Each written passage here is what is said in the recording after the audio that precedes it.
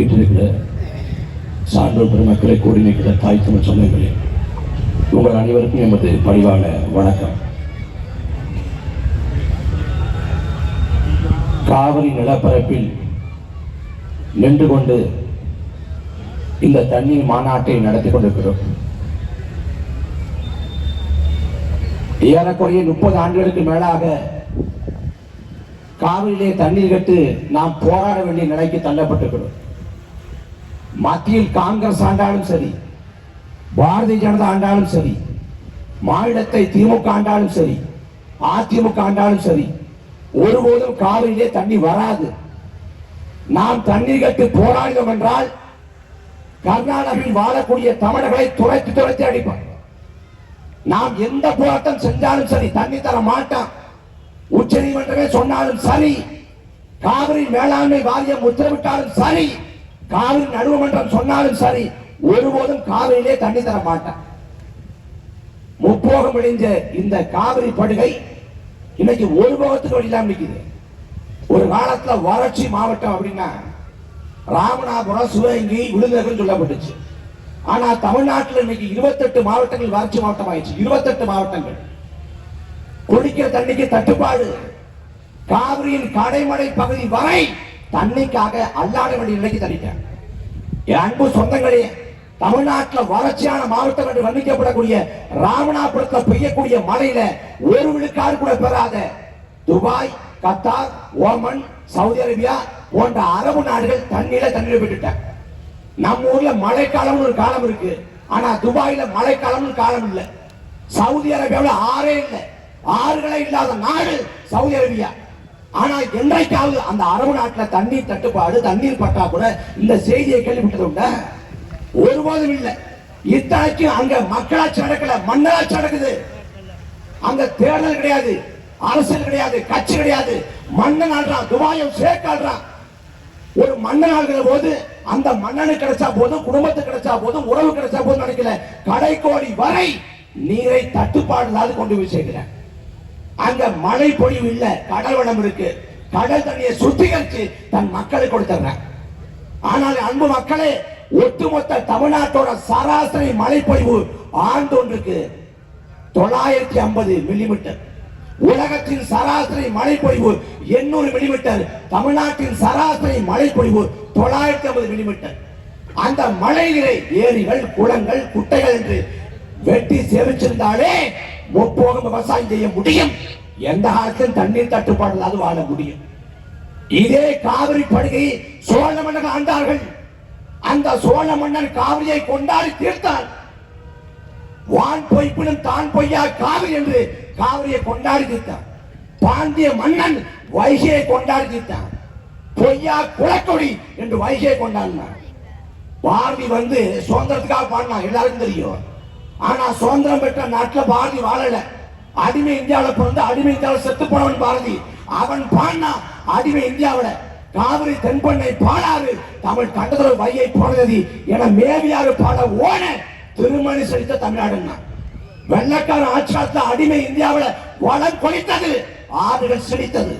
ஆனா சுதந்திர இந்தியாவில் ஆறுகள் செத்து கொண்டிருக்கிறது. காவிரியில தண்ணி வரல, போராட்டம் நடக்குது. சட்ட போராட்டம், அற போராட்டம், எல்லா போராட்டமும். காவிரியில தண்ணி கட்டி போராடுகிற வழியில காவிரியாற்றின் துணையாறு அமராவதி, காவிரியாற்றின் துணையாறு பவானி, காவிரியாற்றின் துணையாறு நொய்யல், இந்த ஆறுகள் தமிழ்நாட்டில் எந்த பேர் இருக்கிறது? ஒரு மனிதன் நஞ்சி அடைந்தால் வாயிலே நோய் தள்ளி அவன் சாவது போல நொய்யலாற்று படுகை முழுமைக்கும் நோய் தள்ளி கொண்டிருக்கிறது. அன்பு சொந்தங்களை 2000 ஆண்டுகளை திரும்பி பாருங்க. எண்ணற்ற மன்னர்கள் வந்தார்கள், அரசர்கள் இந்த நிலத்தை ஆட்சி செய்தார்கள், படையெடுப்பை நிகழ்த்தார்கள், போர் புரிந்தார்கள், சண்டையிட்டார்கள். வாதாபி எரிக்கப்பட்டது, உறையூர் எரிக்கப்பட்டது, புத்த மடங்கள் நொறுக்கப்பட்டது, கோயில் இடிக்கப்பட்டது, தேவாலயம் இடிக்கப்பட்டது, வன்முறைகள் நிகழ்த்தப்பட்டது. இந்த 2000 ஆண்டு காலத்தில் எத்தனை போர் நிகழ்ந்த போதும், எத்தனை உயிரிழப்பு நிகழ்ந்த போதும் ஒரு மன்னன் கூட இயற்கை வளத்தை அடிக்கல, ஒரு ஆத்ம மண்ணை கொள்ளையடிக்கல, ஒரு மலையை தகர்த்து கனிம வளங்களாக ஏத்தல. இப்படி 2000 ஆண்டுகளாக பாதுகாத்து வைக்கப்பட்ட இயற்கை வளங்கள் 60 ஆண்டுகள திராவிட ஆட்சி காலத்திலே அழிக்கப்பட்டுக் கொண்டிருக்கிறது. அழிவில் விளிம்பில் இருக்கிற அன்னை தமிழம் மீண்டு எழுவதற்கு வரலாறு கடைசி வாய்ப்பை கொடுத்திருக்கிறது. பெருந்தலைவர் காமராசர் 9 ஆண்டுகள் ஆட்சியை கொடுத்தார், பொற்கால ஆட்சி. அந்த ஆட்சியை கவியரசர் கண்ணதாசன் காலத்தின் கடைசி கவிஞர், காலம் ஒரு முறை கடைசியாக கவிவிட்டிருக்கிறது. அதே போல வரலாற்றின் கடைசி வாய்ப்பு நாம் தமிழர் கட்சி. இந்த மண்ணை மக்களை மீட்க கடைசி தவணை. அதனால வரக்கூடிய 2026 சட்டமன்ற தேர்தல் களம் திராவிட நரிகளுக்கும் தமிழ் தேசிய புலிகளுக்குமானது. இதுல குறுக்க அணில் வந்தாலும் சரிதான், ஓனாய் வந்தாலும் சரிதான், நாய் எழுதிப்போம். எங்கள் முழக்கம் ஒண்ணுதான், எதிரிகளை போய்களை களத்தில் வீழ்த்துவோம், உதிரிகளை போய்களை களத்துக்கு முன்பே வீழ்த்துவோம். நன்றி, வணக்கம். நாம் தமிழர் கட்சியின் மாநில ஒருங்கிணைப்பாளர் துருவன் செல்வமணி மீண்டும்.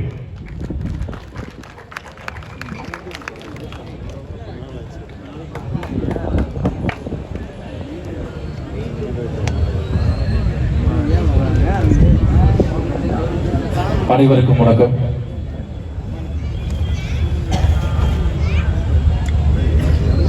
எனக்கு முன்பாக பேசிய தம்பி கார்த்திக் அவர்கள் சொன்னது போல நானும் சில வருடங்களுக்கு முன்பாக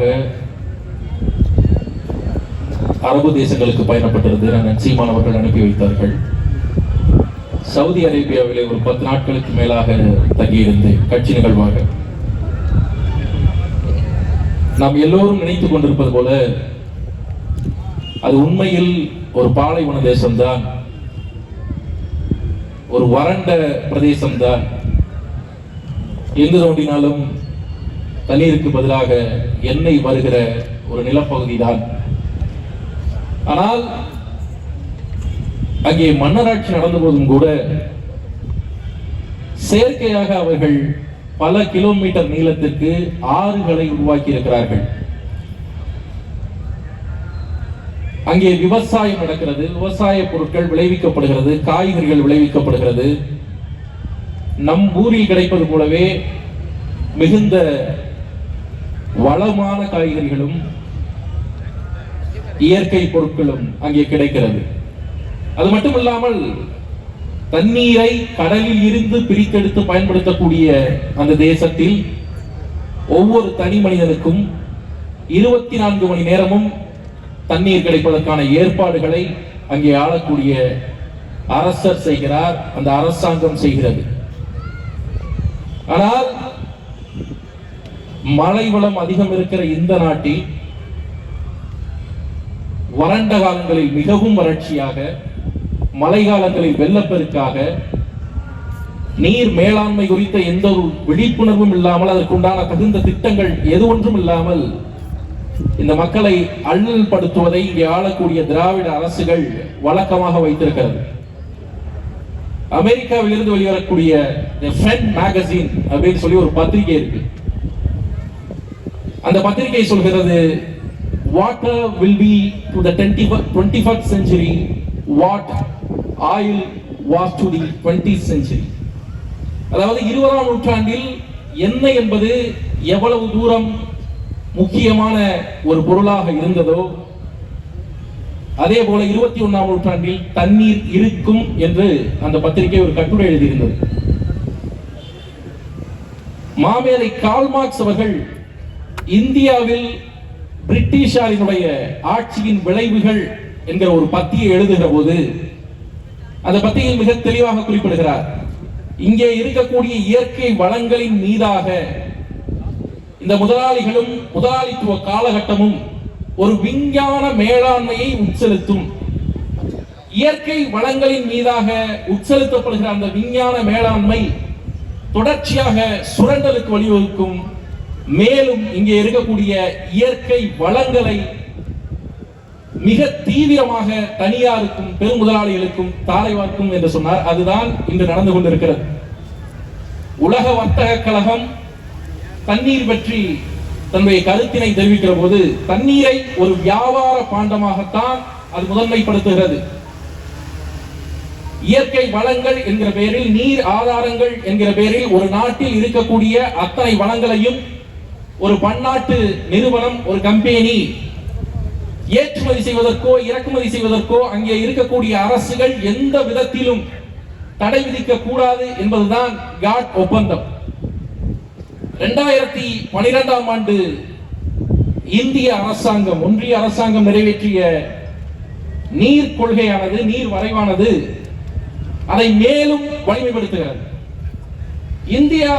இந்தியாவை ஆளக்கூடிய நடுவண் அரசு இதுவரை வகுத்து வைத்திருக்கக்கூடிய இந்த நீர் கொள்கைகள், இந்தியாவில் அமல்படுத்தப்படவிருக்கிற இந்த நீர் கொள்கைகள் முற்று முழுவதுமாக இந்திய அரசியலமைப்பு சட்டத்திற்கு எதிரானது.